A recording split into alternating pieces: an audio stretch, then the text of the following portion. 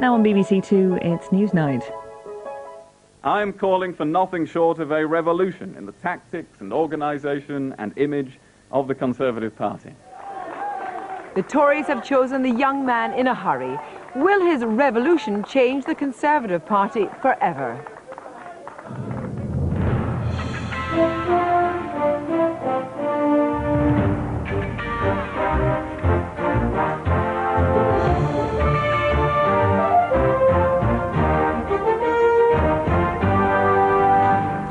Good evening. William Hague, the youngest Tory leader for more than 2 centuries, immediately cracked the whip on collective cabinet responsibility with Europe the touchstone. How on earth does this square with all his talk about unity? I'll be asking Michael Ancram, one of Hague's campaign managers, and Anne Widdecombe, who backed Kenneth Clarke, what are the big changes that Hague's been talking about, and what is the party going to stand for now? And as Kenneth Clarke spurns William Hague's overtures, is One Nation Toryism now consigned to the history books? Charles Lewington, who directed Tory operations in the general election, and the historian Anthony Seldon look into the soul of the Conservative Party. Also tonight, McDonald's win the longest libel action in English legal history. But no matter such a victory, are the chips still stacked against big corporations like McDonald's when the small fry take them on? And from Australia, the MP from the Outback, who's whipping up a white supremacist storm. First tonight, in the end, the Tory right just couldn't stomach the Redwood Clark concoction. Their man had compromised on the very principles which led him to leave Major's cabinet, and they punished him for it. Thus, Mr. Hague, despite his apparent misjudgment over Europe and the hustings, reaped the reward. Our political correspondent Mark Mardell reports on a momentous day when youth triumphed over experience. Over the last few months, indeed the last few years, the Conservative Party has rarely had much to celebrate. But tonight's corks are a-popping. There's lots of loose talk of youth, unity and common purpose. We can allow them a rare night of euphoria, but can tough talking end the real and deep divide? William Hague asked not just his campaign team, but all Conservative MPs to his celebration party. But is this as far as inclusiveness goes? Certainly many feel this decisive result has seen off what they regard as the soggy centre. The ex-leader, former Prime Minister, handed over with great grace. As an MP whispered to me, "Thank God a Conservative is once again leading the Conservative Party." But tonight the rhetoric of unity lies thick on the ground. Hard words have been said. Hard words have sometimes been exchanged over the last few weeks. But I'm determined that no grudges will be borne by anyone in our party as we look back on that process.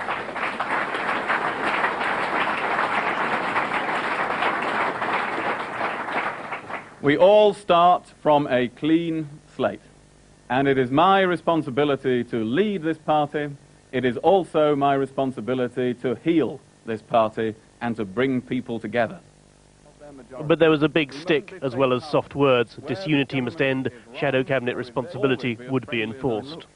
If I have to, I will put some noses out of joint. If I have to, I will offend some people. If I have to, I will make myself unpopular for a time. Because from this day forward, we are a united party, united around clear Conservative principles, united in presenting a clear message to the rest of the country. There was no direct mention of that pledge that pleased the right to oppose a single currency on principle, but there was, perhaps surprisingly, a bold repetition of the mantras of the right, which are anathema to the Tory left. I'm not afraid to say that I believe the state spends too much of people's hard-earned wealth. I believe people should take responsibility for their own lives. I believe in self-reliance, in less government. I believe in our nation. These are our Conservative principles. The right, from Lady Thatcher downwards, are jubilant. They believe they've elected a man who may be untried and untested, but is at least one of us. It was a clear, decisive result. That was the important thing. Not a cliffhanger as we had been told, which would have been difficult, but decisive and based on principle. That will enable William Hague to get everyone together with clear policy direction, the passion, the sort of policy that gave us a very long period in government. It was Conservative divisions over Europe that brought about the fall of Lady Thatcher, and the war for the soul of the party has hobbled and harried any attempt at unity ever since. The right believe this election is a new act of settlement.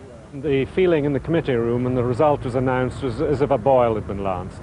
And I think the parliamentary party is in very good heart tonight. Well, I think it settles the quarrel. I think there now is a consensus, not unanimity, but a consensus that the Conservative Party should be the party of moderate Euroscepticism and should oppose entry into the single currency. We can now stop having this argument, which has gone back and forth over and over again for almost 10 years. It is clear who's won. Mr. Hague will no doubt be tolerant to those who disagree, but they will have to accept which opinion has prevailed. But will they? Ken Clarke says he won't serve in a Hague cabinet, although he says it's not because he can't stomach a loyalty test. That long before the campaign started, immediately after the general election, I had decided that I wouldn't serve in the shadow cabinet if I did not become the leader. This has absolutely nothing to do with the events of this leadership campaign, which we've all set behind us, and which anyway was a perfectly reasonable campaign. This does mean the big bruiser is free to do a Heath, sit on the back benches to raise the pro-European flag and the case for a single currency should he see fit. Others on the left, like Stephen Dorrell, are keeping quiet tonight, perhaps wondering whether they can serve, perhaps wondering if they'll be asked. So who will be in the new leader's shadow cabinet? The leadership contender, Peter Lilly, can expect to become shadow chancellor, and the other contender, Michael Howard, might become shadow foreign secretary. If Stephen Dorrell does sign up, he could get a big job like shadow home secretary, while key supporters like Gillian Shepherd, Michael Ancram, John Maples and David Heathcote-Amery can expect rewards. But the man who's been the conscience of the Thatcherite right is saying nothing tonight. Some Hague supporters want him shut out in the cold. This result may not lead to the unity that's promised. It's back to square one. I don't think anything's really been resolved one way or the other by the leadership election. The two fringes of the party, on the right with John Redwood and on the left with Clarke, still out in the wilderness. And I think given the way the leadership contest has gone, people in the Tory party will still have the idea that the best way to achieve something is to shout loudly and publicly about it. Constituency parties like Hampstead and Highgate Conservatives can expect something of a jolt from Mr. Hague. He's promising a revolution in the party, younger members and double the numbers. But before they're swamped, this lot will get their say. Mr. Hague's promised the party a vote in 3 months' time on his leadership. It's likely to be a coronation, not a contest. I think it's a tremendous result for the party and for the country as a whole. We need now to focus upon unity, and that desire for unity is pretty great within the party. So I think all of the constituents will support William Hague, no problem at all. Shall we look over to the right? Many Tories feel the party has come home again after the hiccup of the last 7 years. No one is yet asking whether that will be such a great relief to the voters. Mark Mardell, and Widdecombe, first of all, when you hear William Hague talking in quite uncompromising terms about collective cabinet responsibility, a loyalty test, how does that square, do you think, with calls for unity?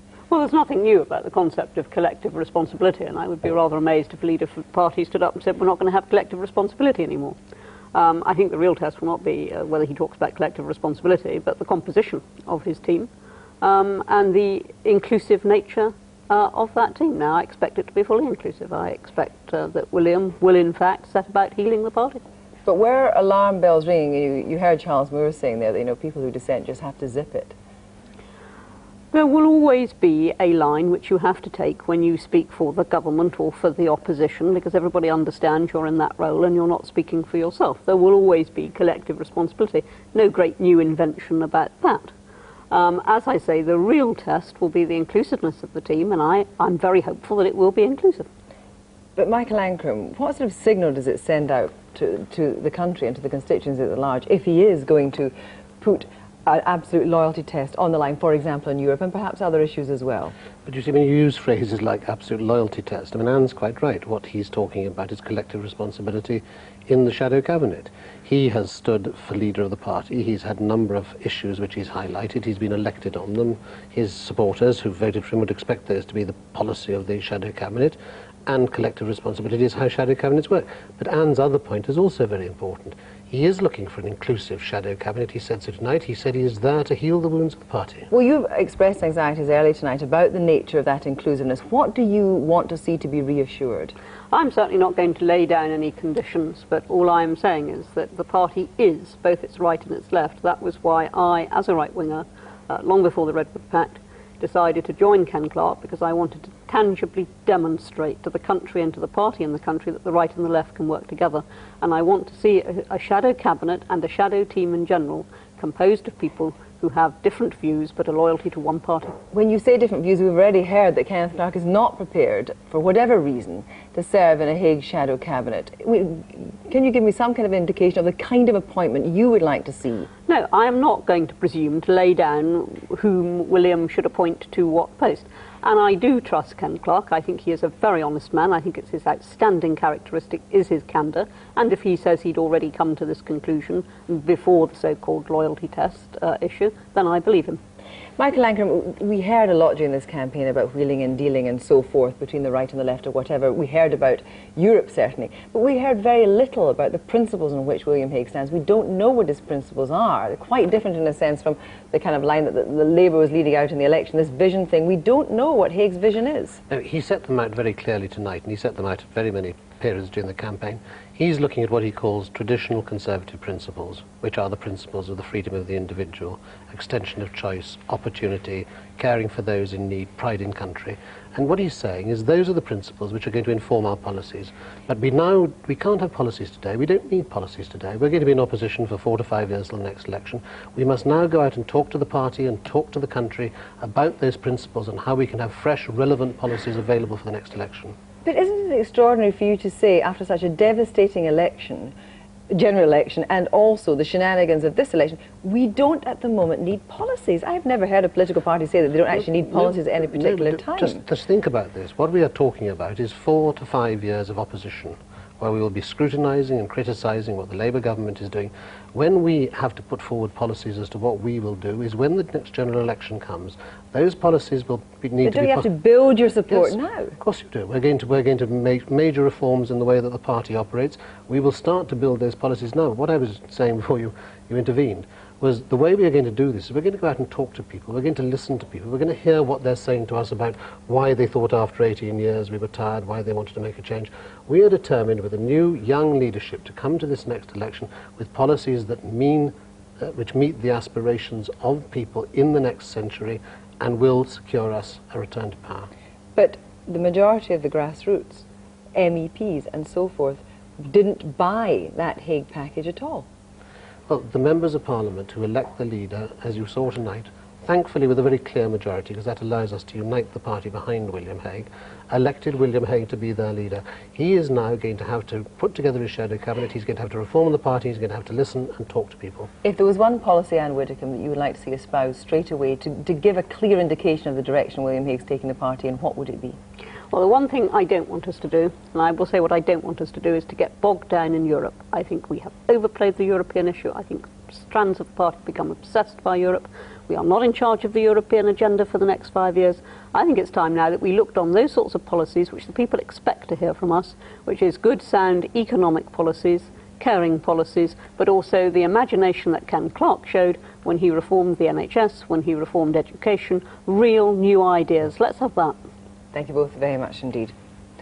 So does today's result put an end to an era of Tory politics which can be traced right back to Disraeli? It was he who first coined the phrase "one nation Tories," appropriated by the Wets who opposed Mrs Thatcher in the 70s and 80s. That legacy does rest with Ken Clarke and Michael Heseltine. But does William Hague's election signal the end of their era, in Parliament at least, if not yet in the constituency associations? Here's Michael Crick. Today saw the withdrawal from centre stage of one of the great political heavyweights. First elected to Parliament in 1970, the then slimline Kenneth Clarke took his first government post more than 25 years ago and has stayed on the Tory front bench ever since, one of his party's most formidable performers. Gordon Brown bases his policies on the Dolly Parton School of Economics. An unbelievable figure blown out of all proportion with no visible means of support. It's surely time that he sat on the back burner and allowed sensible debate to take place in this House. Can I, in response to the honourable gentleman, ask him firstly when he's recurs himself, to go away, lie down in a dark room, keep changing the tablets, and think very carefully whether the Liberal Democrats have a single opinion one way or the other on the merits of any of the proposals I've just made. Holding 6 cabinet posts in 12 years, he pushed through reforms on health and education and seemed to relish bruising confrontations with his critics. Will you come and visit Derbyshire schools, Mr. Clarke? Will you explain to the people of Derbyshire? I am not visiting Derbyshire schools today. Mr. Young, go away, stop making a fool of yourself and make a better job of running your education. Mr. Clarke. Notorious for his addiction to beer, cigars and jazz, the social side of Kenneth Clarke also extended to his left-of-centre pro-European politics, which was becoming increasingly unfashionable in Tory ranks. I believe in free market economics combined with enlightened social reform. The American approach to economics and to business and to enterprise, I would like to see combined with a European approach to welfare, security, concern for the underprivileged, and actually putting in place a society. Kenneth Clarke's retirement from the front bench comes only a few days after Michael Heseltine revealed that he too is quitting the shadow cabinet to spend more time tending his trees. They were the 2 biggest beasts in the Tory jungle, both pro-European and broadly from the Tory left. So do this week's events mark the end for traditional one-nation Conservatives like them? Kenneth Clarke, 70, William Hague, 92. Politics academic John Barnes, a close friend of Ken Clarke's, believes William Hague will have trouble keeping the one-nation Tories on board. I think he's going to find it very difficult to recruit Clarke's supporters to his shadow cabinet. There may be 1 or 2 young and ambitious people who will take office, certainly if you're going to be around the Conservative Party for the next 30 years, then you've got to make your peace with the leader. But I think the sort of senior figures who you might have recruited into a shadow cabinet are simply going to follow Ken Clarke's example. Worse still for Mr. Hague is the possible parallel between today's Tory left and Labour right-wingers who broke away to form the SDP when Michael Foot was elected opposition leader in 1980. This time there's no obvious gang of 4, though some Tory MPs may well defect.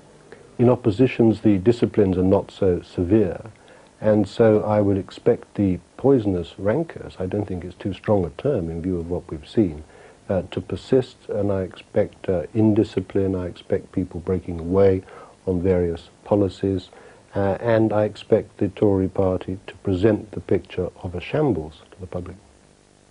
Today, the Tories rejected the street fighter that Labour most feared, and a man who'll probably go down as one of the best post-war chancellors.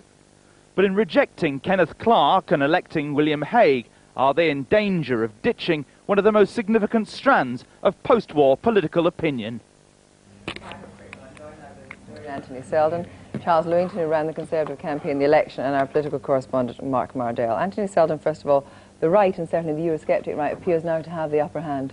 Well, I think it certainly does, and I think that's a pity, because if the Tories are to get back in 2002, and to stand a chance of even getting back the election after that, then they've got to appeal to the centre vote.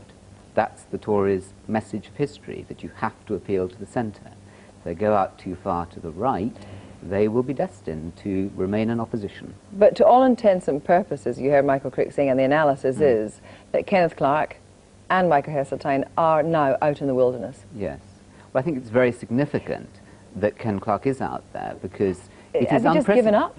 Well, I think it's unprecedented to have a person who has been defeated in a leadership election not part of that new shadow cabinet. In 1965, the person who Heath defeated was part of it, Maudling, and in 1975, Willie Whitelaw joined Mrs. Thatcher, and now, in 1997, we have Ken Clarke out there, yet he is hugely popular in the country, hugely popular with Tories. So I think William Hague has deep, deep thinking to do.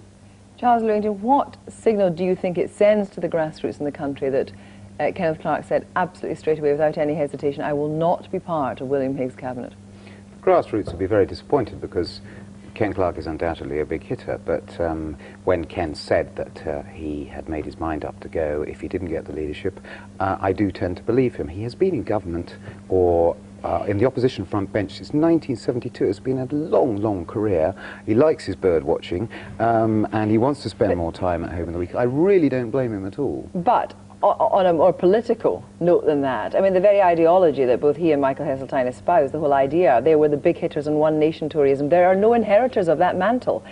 And if Anthony Seldon says he has to win that area of the party, clearly, if he's not going to compromise, there is no winning of that area of the party. But I wonder how relevant it is now to try and pigeonhole what the media continue to describe as the strand of one nation Toryism, when the whole political landscape since the arrival of Tony Blair on the scene has moved to the right. I mean, in terms of economics, we are all dries now. Tony Blair has embraced a lot of the Thatcherite reforms of the 80s.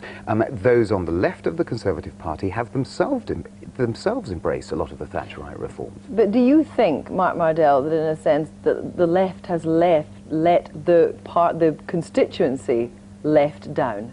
Well, I think it's going to be very interesting to see how the left does behave, because I think Ken Clarke, I know, he's passionate that the party doesn't fall into the hands of those he regards as right-wing, narrow nationalists. And now, in the last Parliament, the left were somewhat on the backbenches, pretty lazy and pompous, with one or two exceptions. They didn't really get their act together in the way that the Eurosceptics did, because they relied on Ken Clarke and Heseltine. They had their men at the top table. They knew in some ways John Major was locked in by them to a certain pro-European policies. So it's going to be very interesting to see whether they do become a guerrilla group on the backbenches or just fade away. But if they are a guerrilla group, if in a sense they are marginalised, then does that really mean that Thatcher's legacy has now been bequeathed to William Hague, that Thatcherism actually has come of its age? Well, I think a lot of people feel like that. I think a lot of people on the centre-right feel that, that once again they have a Thatcherite right-wing leader. But the whole problem of Europe really has dogged the Tory party. I mean, after all, nobody says that Thatcher was a softie, but she was brought down by Europe. She was constantly under attack because of her policies. I don't see how they can solve that. I mean, for people who are Conservatives, it's a big problem. But Mrs Thatcher is sending a very direct signal by coming out so late for William Hague, and indeed the papers tomorrow are going to pick up on this very much, that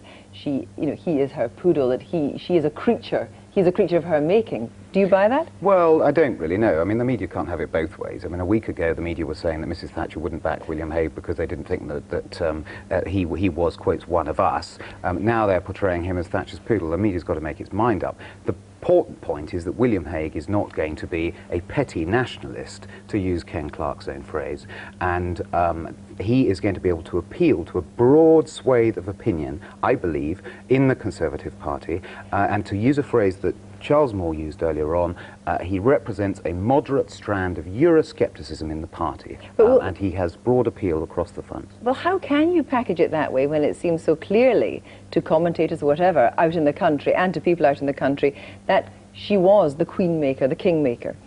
Well, I don't know to what extent her support was influential at the end. I mean, maybe Mark knows more than we do, but on the face of it, it looks as if there were 3 or 4 or maybe 5 Clarke supporters in the second round who voted for William Hague in the third round because they objected to Clarke's Faustian pact with John Redwood. I think there are only a couple of people who are influenced by the Thatcher phone call, but I think also that Hague really is, I mean, not her creature in any sense, but I think her inheritor. I think that, I mean, he perhaps did get wrong. I mean, the media doesn't have to make up its mind. That's the truth, as you know. The media can say whatever it likes, but I think that Hague is a Thatcherite right-winger, and I think he's believed those things all along. But Anthony Seldon, where is his authority when we talk about him being 36 and so forth? We're talking about perhaps being a creature of Mrs Thatcher. We don't actually, despite what Michael Ancram says, I think, clearly know what his principles are. How can he convince the country before 2002?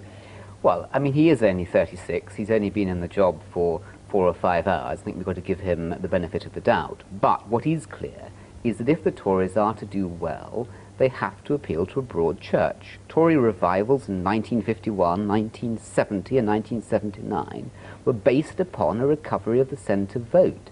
It is not good enough to hark on about endlessly about Europe which I think bores most of the country. They're just fed up with it. They want to see a revitalised Tory party. They want to see the organisation sorted out. They want to see a positive platform of policies they can believe in. They want to see something noble and dignified in the party that they can want to look up to. And I think that the party has lost so much. And I think that William Hague must realise that he's got a mountain to climb.